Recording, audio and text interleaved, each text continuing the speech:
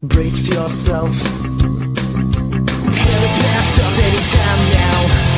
Collect yourself. Does it ever be the same in this sad, sad world?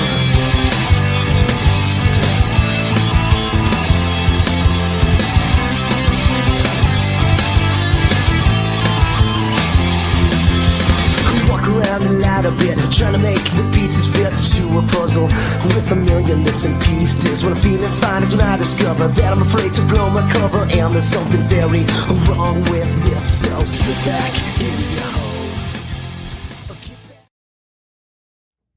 Good morning, everybody. Good to be with you today. We've been telling the story of King David as found in the Hebrew epic that modern-day scholars call this epic the Deuteronomic history. It consists of a series of books that are found in the Old Testament, otherwise known as the Hebrew Bible, that are written not all by the same person, but are written sort of by the same school of thought and have a common theme and serve as sequels to one another. So those books in the Hebrew Bible that make up this epic are Deuteronomy, Joshua, Judges, Ruth in parentheses, the first and second books of Samuel, and the first and second books of Kings. So we're sort of sampling the earlier parts of the book of the history tell earlier stories. So we've been in the first book of Samuel and into the second book of Samuel, which is where these readings are coming from. So we're getting to know this figure of King David. Angelica, come join me. So last class period, Angelica played the role of Uriah the Hittite. Uriah the Hittite's life was changed by his interactions with King David. Was it changed for the better? No. No, it was not changed for the better, because King David slept with Uriah's wife, and then when he wasn't able to cover it up, arranged for Uriah to be killed in battle. So Angelica, having played Uriah the Hittite, how do you feel about King David at this point in the story? David is so fake, like actually fake. He killed me, and he slept with my wife, and had a kid with my wife, and killed me. So you wouldn't want somebody to do those things to you, to kill you, No. and yeah. So King David is remembered in both the Jewish and the Christian and to an extent the Islamic traditions as the greatest king ever to live, or the model for what a king ought to be. So why are we given a story like this?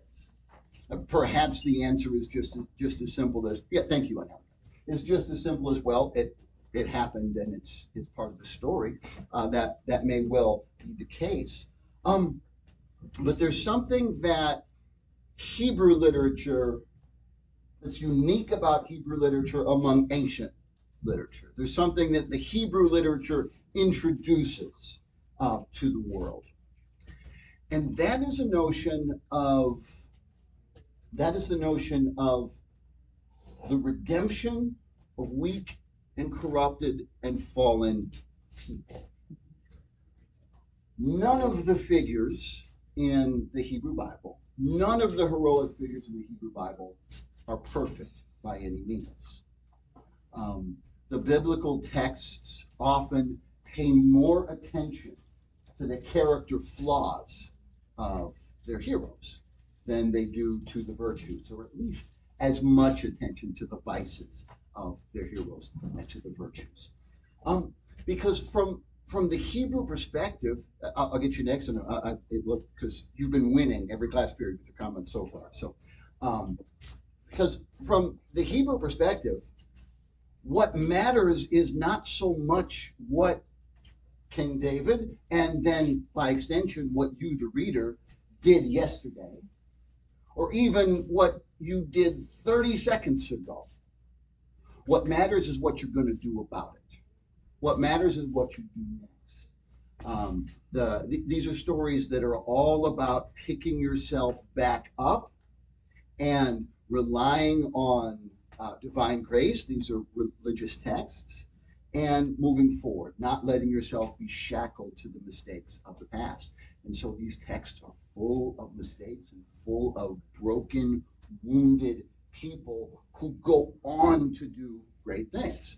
In Christianity, the dominant religious tradition of our culture inherited these texts, grew out of these texts, and places. So, like if you look at the genealogy of Jesus in the New Testament, um, this union of King David and the wife of Uriah the Hittite is one of the steps in the line of Jesus.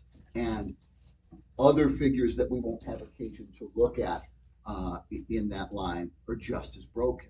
There are prostitutes in the line of Jesus. There are other wicked kings that are very flawed and broken people because it's a story about redemption.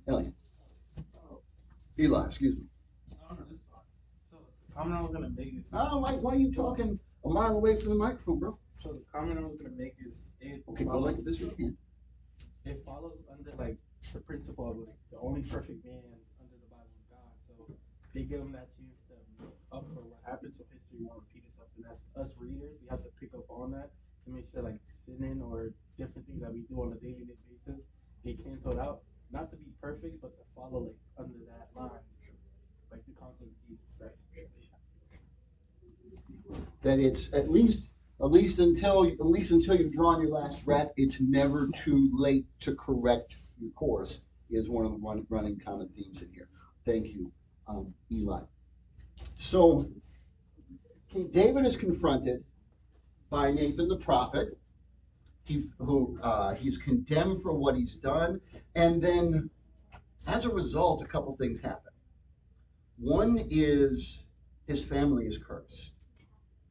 That there will be bloodshed, that the sword is going to hang over the family of David from here on out. He's not removed from the throne. The promise that he'll have this dynasty that lasts forever is not taken away, but it's his children who pay the price, and it's this child who pays. So let me clarify, because I notice I'm contradicting myself. So David and Bathsheba, David and the wife of Uriah the Hittite, are ancestors of Jesus in that genealogy, but through their next child Solomon, not through this baby, because this baby dies in infancy as part of David's punishment. One can look at that text, and the parents did something wrong, so the child is struck dead. And here, when I say the parents did something wrong, it's really the father here did something wrong. Because, okay, Bathsheba cheated on her husband, sure. With the king sends for you. I'm not using, I'm not saying that like he hit her in the head with a brick. I'm not saying it was rape, but there's a power differential here. It's a power differential. So the guilt really falls on David far more than on Bathsheba, if any guilt falls on Bathsheba at all. Because this is king. He's not a 21st century politician. He's a king 3,000 years ago. Those are men of great power. But it's the child who dies. Does that trouble anybody? I don't have it's not my place to like explain that away, to interpret the painfulness of that away for you, especially if these texts are not just stories for you, but are part of your own faith tradition. I will say that among the things that can be said here is it's how reality actually works. Not the literal God strikes down your children because you've screwed up, but the mistakes that we make impact the people we care about, impact the people that we love, impact our children. Well, one of the hardest lessons a person learns in growing up, but one of the most important lessons one learns in order to become a grown up, is that your parents are human.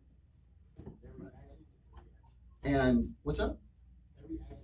Every action gets a reaction. that our parents are human, and whether we want to say God is cursing us or not, there are things that our parents do that impact us for the rest of our lives.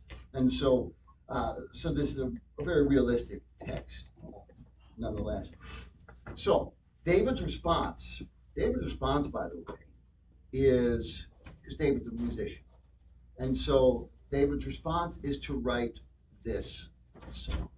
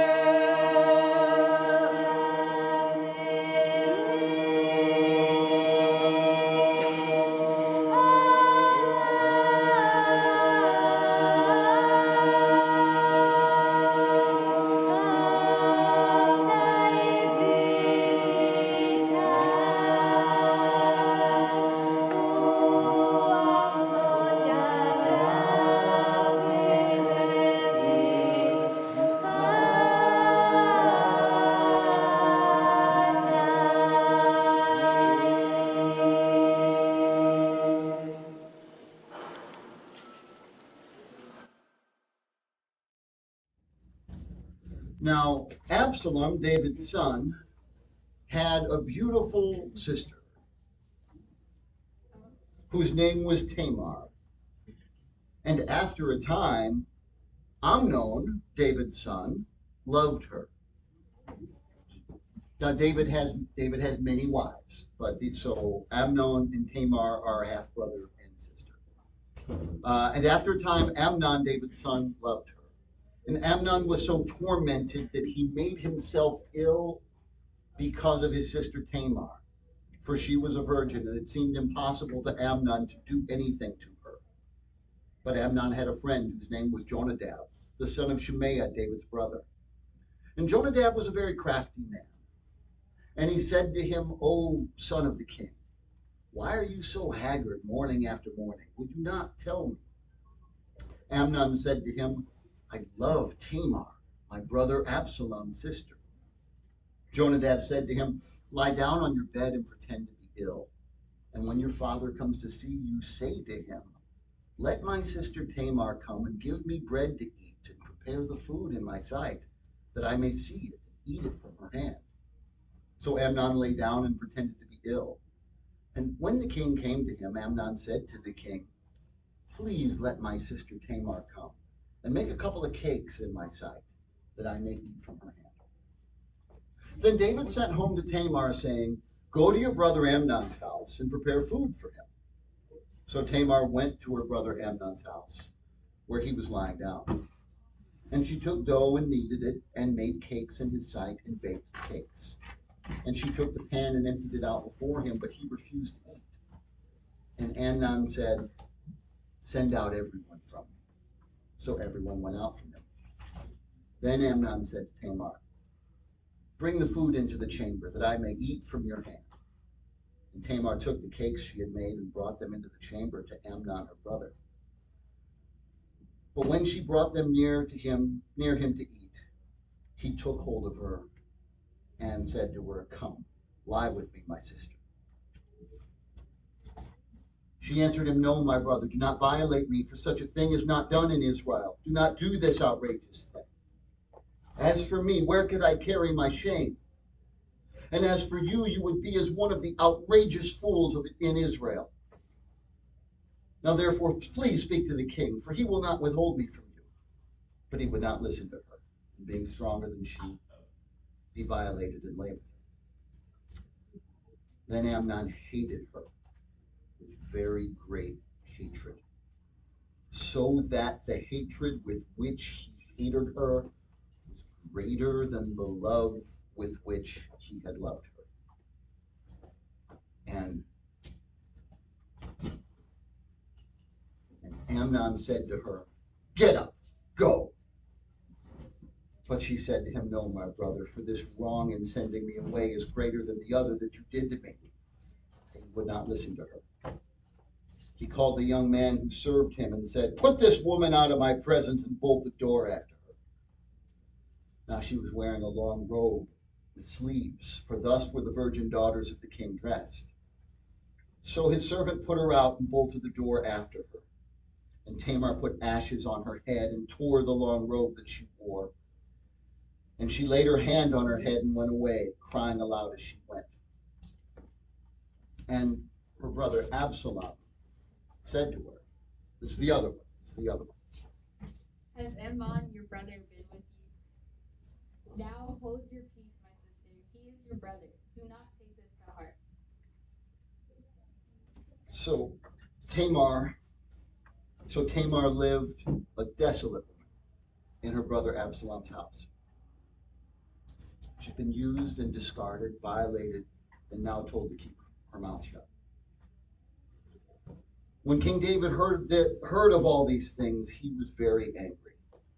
But Absalom spoke to Amnon, neither good nor bad, for Absalom hated Amnon because he had violated his sister Tamar. After 2 full years, Absalom had sheep shearers at Baal Hazor, which is near Ephraim. And Absalom invited all the king's sons.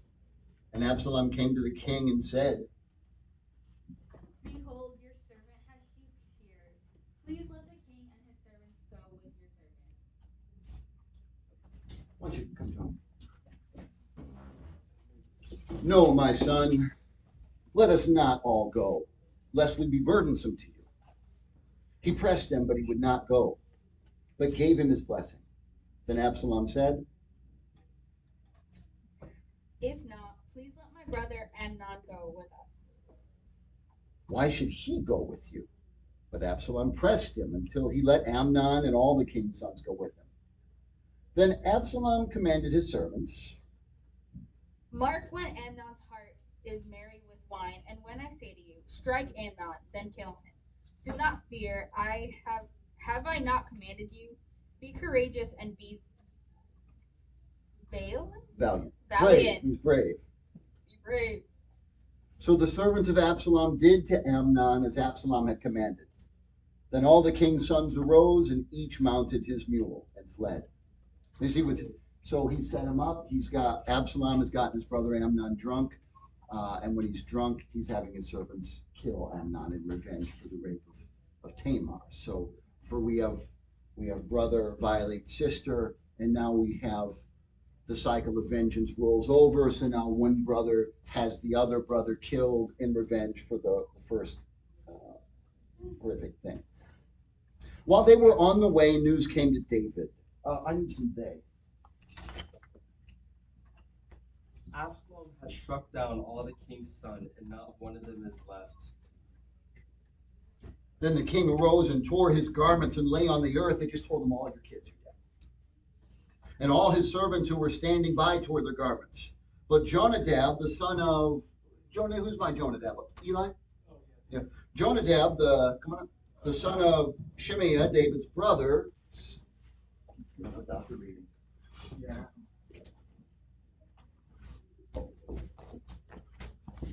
Let not my lord suppose that they have killed all the young men, the king's sons, for Amnon alone is dead. For by the command of Absalom, this has been determined from the day he violated his sister Tamar. Now therefore, let not my lord king so take it to heart as to suppose that all the king's sons are dead, for Amnon alone is dead. So first they tell David, you've lost everybody. You lost all your sons. And they're like, oh, no, sorry. That was a little premature. That was fake news. Only one son is dead. I guess that's the only way you could have news of the death of your son be a relief. If you thought all your sons were dead, it turned out to just be one. That was our plan. Oh, I'm so glad you're. But Absalom fled. So now, but here's David now. He's the father of one son who killed the other son because that son raped the daughter. That's, I go, that's and then I don't finish the sentence because I don't know how to finish the sentence. But that's every. I don't. Eli says he'd love to go to the family barbecue. There's gonna be some family barbecue here in a few minutes. Yeah. If you'll give me a chance, we'll get to it. But Absalom fled. And the young man who kept the watch lifted up his eyes and looked, and behold, many people were coming from the road behind him by the side of the mountain. And Jonadab said to the king, nephew, behold, the king's sons have come, as your servant said, so it has to come about. And as soon as that's it. And as soon as he had finished speaking, behold, the king's sons came and lifted up their voice and wept. And the king also and all his servants wept very bitterly. But Absalom fled and went to Talmai, the son of Ammihud, king of Geshur. And David mourned for his son day after day. So Absalom fled and went to Geshur and was there 3 years. And the spirit of the king,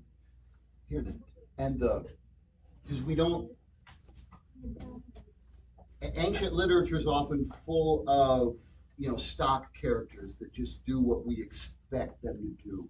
We don't often get three-dimensional glimpses of a real human person with a real heart in ancient literature. David is one of the first here, and this is one of the first appearances of that sort of three-dimensionality here. And the spirit of the king longed to go out to Absalom because he was comforted about Amnon since he was dead. Now, in all Israel, there was no one so much to be praised for his handsome appearance. It's kind of good you're wearing a mustache there, Megan. I know, handsome. No one so much praised for his handsome appearance as Absalom. From the sole of his foot to the crown of his head, there was no blemish in him. And when he cut the hair of his head, for at the end of every year he used to cut it when it was heavy on him, he cut it. I really emphasize that. Yeah. He weighed the hair of his head, 200 shekels by the king's weight. There were born to Absalom 3 sons and 1 daughter whose name was Tamar. He named his daughter after his sister. As he should. She was a beautiful woman. After this, Absalom got himself a chariot and horses. And thank you. I made it up myself. I made that up. Right. So Absalom got himself a chariot and horses and 50 men to run before him. And Absalom used to rise early and stand beside the way of the gate. And when any man had a dispute to come before the king for judgment, Absalom would call him and say, From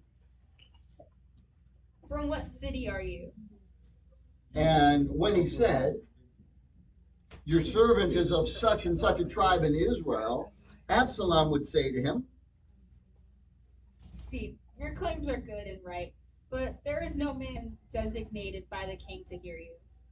Oh, that I were judge in the land, then every man with a dispute or cause might come to me, and I would give him justice. And whenever a man came near to pay homage to him, he would put out his hand and take hold of him and kiss him. Thus Absalom did to all of Israel who came to the king for judgment. So Absalom stole the hearts of the men of Israel. You see what's happening here? So people come to David the father is a king, all right? People come from all over to have the king hear their disputes. Prince Absalom says, hey, come here.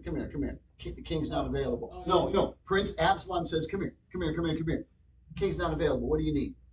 Oh, I got you. If only, if only someone would put me in charge around here, I could take care of you.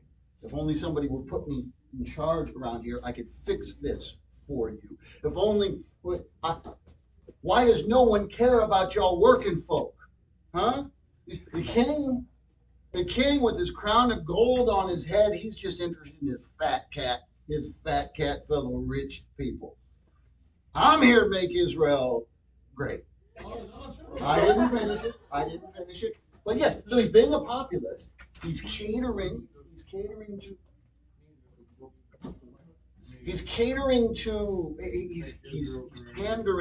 to the common folk, and he's winning them over all behind his father's back.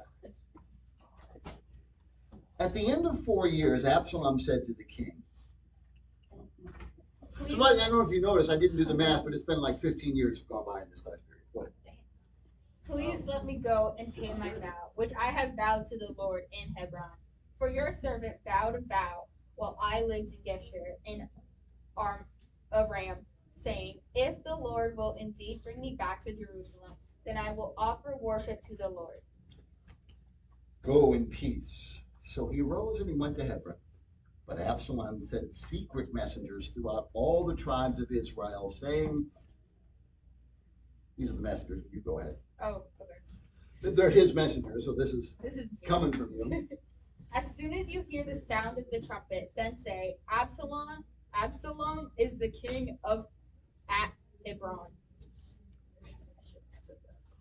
You shouldn't have said it poorly. You see what just happened there? Now he's sending his messengers out to spread the word that he's the real king. So he's crossed the line into treason.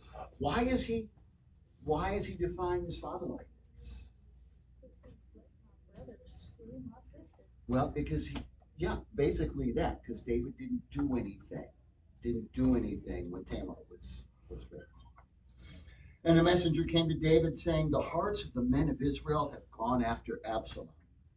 Then David said to all his servants who were with him at Jerusalem, arise and let us flee, or else there'll be no escape for us from Absalom. Go quickly, lest he overtake us quickly, and bring down ruin on us, and strike the city with the edge of the sword. King David, right? Mighty king, killed his 10,000s, the one who used to kill lions with his bare hands, the one who killed the giant with a rock, is now running away.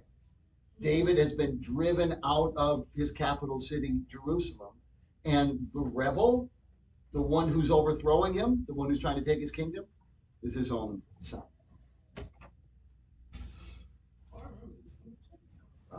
And the king's servants said to the king, behold, your servants are ready to do whatever my lord the king decides.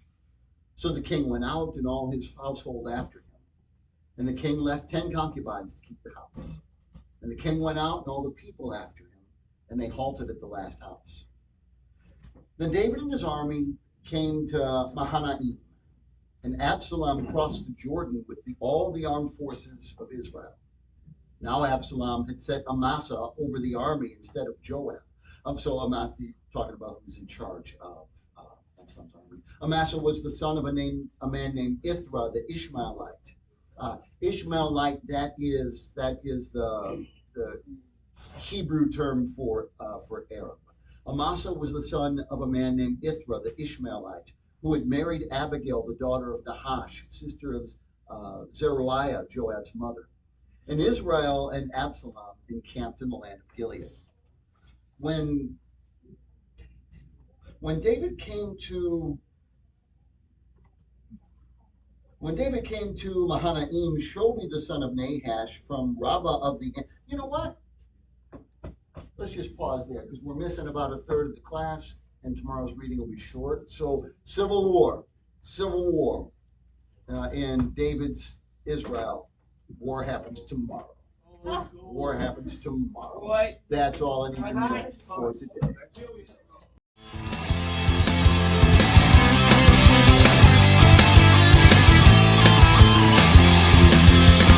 Walk around a lot a bit, trying to make the pieces fit to a puzzle with a million missing pieces. When I'm feeling fine is when I discover that I'm afraid to blow my cover, and there's something very wrong with this. So slip back in your hole, or get back in your cave. If I'm going down, I'm taking someone with me.